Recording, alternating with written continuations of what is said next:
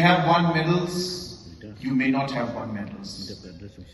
But for me, that is important.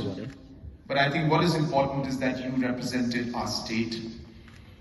You dedicatedly worked towards achieving that goal of winning a medal at the National Games, which is not easy.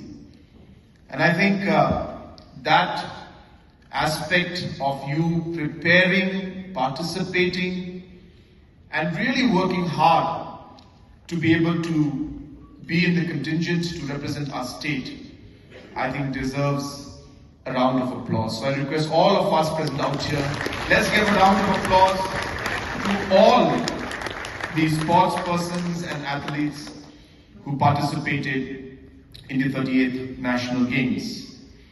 I also would like to especially congratulate Vikas, Elizabeth, Indra, Pinchnai, and Kiran and Anandi for having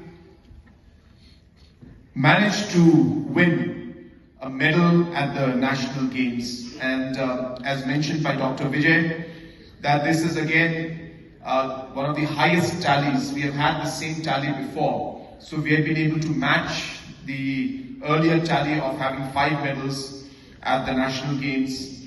And therefore this again is a very, very historic moment.